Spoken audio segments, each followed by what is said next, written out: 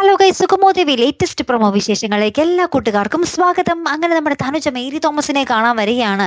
അതായത് Mary Thomas അന്ന് തേവർക്കാട്ട് വന്ന് പോയതിൽ പിന്നെ ചന്ദ്രമതി ആകെ ഡൗൺ ആണ്, ഭയങ്കരമായിട്ട് സ്വഭാവത്തിൽ മാറ്റമുണ്ട് എന്നുള്ള ഒരു എന്താ വാദവുമായിട്ടാണ് നമ്മുടെ തനുജ മേരി തോമസിനെ കാണാൻ വന്നത്. അപ്പം നിങ്ങൾ എന്താണ് എൻ്റെ അമ്മയോട് പറഞ്ഞത് എന്നൊക്കെ പറഞ്ഞ് തർക്കിക്കുകയാണ് നമ്മുടെ മേരി തോമസ്. അപ്പം മേരി തോമസ് പറയുന്നുണ്ട്, ഞാൻ എൻ്റെ ഒരു അനുഭവം, എൻ്റെ ഒരു കഥ ഞാൻ പറഞ്ഞതാണ് എന്ന് പറയുകയാണ്. ഇനി ആ ഒരു സമയം നിന്റെ അമ്മ ഞാനാണ് എന്ന് അവിടെ മകൾക്ക് മുന്നിൽ വെച്ച് വെളിപ്പെടുത്തുമോ ഇല്ലയോ എന്ന് നമുക്ക് കാത്തിരുന്ന് തന്നെ കാണണം കേട്ടോ.